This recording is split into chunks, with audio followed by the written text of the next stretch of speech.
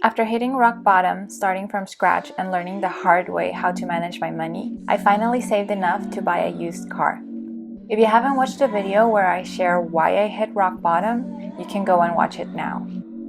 So I got this 1993 Mazda 626. It was gold and I loved it. It was actually the first car I ever owned under my name. I finally had some sense of stability back. When I lost everything, I prayed to God, I don't want to live in poverty, God, please. I know you can make good things from having me go through difficult times, but I don't want to suffer more. Please take me through a stable and peaceful path now. Let me have good days, good months, good years. Give me a nice home, food, nice clothes. I seriously don't know why I prayed for clothes, but I did. And things were finally starting to look good. One day, as I was driving, I saw a homeless man in the streets asking for money. And I remembered when I experienced my own struggles. I remembered how I had no money for transportation or money for a decent meal. And I remembered how God had been faithful to help me get back up. He had given me a job. I had now my own little car. I could rent my own room now. The pink room, my best friend used to call it. Things were far from perfect, but I was genuinely grateful for how far I'd come. Then a thought came to my mind. Open your wallet and give that man what you have in there. I don't know if you believe in God. Maybe you think it's just instinct or a gut feeling. Whatever it is for you, that's okay. But I'd recently decided that I wanted to be more sensitive to God's voice. So I opened my wallet and there was $20 in it. I don't know if $20 is a lot or a little for you. For me, it was a lot. I was barely getting out of my financial rut and there I was, soon to be $20 short for listening to this voice in my head. Was I going crazy? Needless to say, the person I gave the money to was extremely happy. He almost didn't want to receive the money, and honestly, that moment has remained in my memory since. And that's how my journey with giving began. I remember seeing a training by Robert Kiyosaki, author of Rich Dad, Poor Dad, years ago. At the end of the training, he challenged everyone to do a simple task that would make them rich. The challenge was to get 3 piggy banks, one for savings, one for investments, and one for giving. He suggested starting with maybe $1 per day per bank. If after some time that seemed too simple, then make it $10 and continue to raise the amounts little by little. He said that those who did the challenge would end up being rich. He also said that most people hearing this training will ignore this challenge. He was right. I was one of them. Then, I also remembered how T. Harv Eker, author of The Secrets of the Millionaire Mind, suggests having 6 jars to manage your money. One for necessities, one for long-term savings, another one for play, one for education, one for financial freedom, and also one for, you guessed it, giving.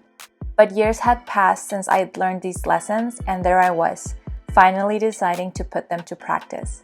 And so I started setting aside money every month towards giving.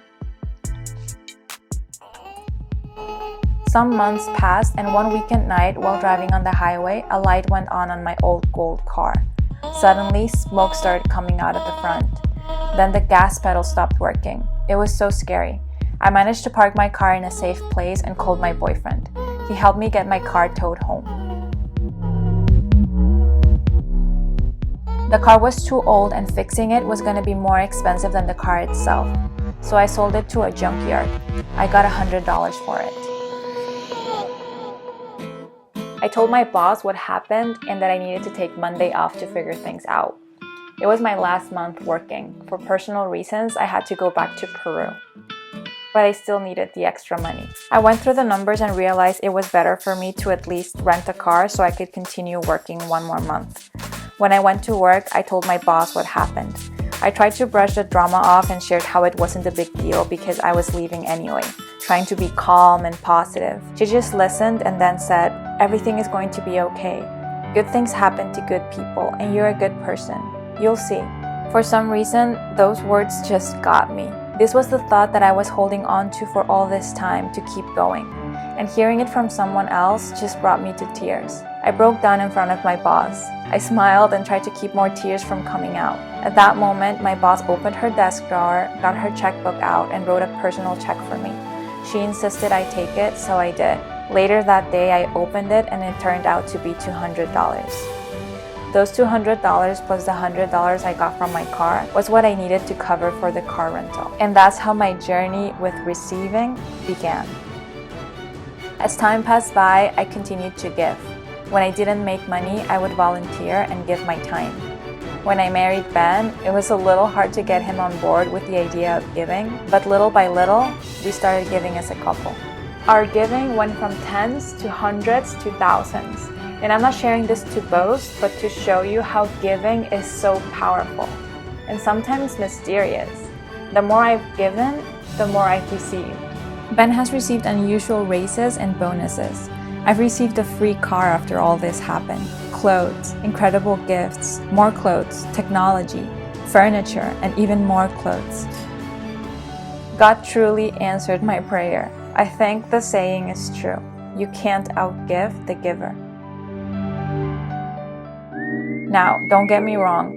Giving is not like a wishing well, and God is not a genie in a bottle.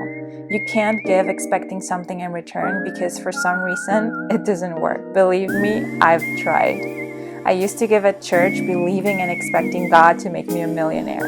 This is called prosperity gospel, and it's just a bunch of baloney. The complete opposite happened, and after a season of giving this way, I hit rock bottom financially and lost everything. Giving needs to come from a place of genuine gratitude and of genuine generosity. And when you give this way, it's so powerful. Now, if you don't believe in God, that's okay. I have other things to back this up. Social scientist Arthur C. Brooks tried to analyze the connection between giving and wealth. His analysis revealed that a family that gave away $100 more than another family in the same income bracket will predictively earn, on average, $375 more as a result of their generosity. Psychologists and neuroscientists have identified several ways that giving makes us more effective and successful. A research from the University of Oregon found that charity stimulates parts of the brain associating with meeting our basic needs such as food and shelter, suggesting to the researchers that our brains know that giving is good for us. In the study, I Give, Therefore I Have, Charitable Donations and Subjective Wealth, done by Yale and Harvard graduates, it was observed that giving away money psychologically increases the giver's sense of wealth, which in consequence leads to actions that make them wealthier. Giving also increases your happiness, which increases your productivity, and increased happiness and productivity leads to increased income and wealth. Honestly, this all proved true in our experience too. Giving has become an indispensable player in our financial freedom journey. Author and pastor Robert Morris visited our church not long ago, and he said something in the lines of, "It's common to have income goals, but we should also have giving goals." That stuck with me. A couple of weeks ago, Ben sat down and wrote down his business goals, and I can't explain how happy I was to see that next to his income goals, he had also included giving goals. Giving has transformed our lives. And with this, we also had to learn to receive without feeling guilty about it. Because receiving adds to the ripple effect too. The more we receive, the more we can give. But that makes it hard sometimes though, to give without the thought, I wonder what I will get in return this time creeping in. That's why it's important to look for places to give where your heart truly is, where you genuinely care about the difference your money can make. Anyways, our journey, life, and the world is complicated, imperfect, and sometimes messy as is. But at least it's nice to know that how we use our money can make it a little bit better.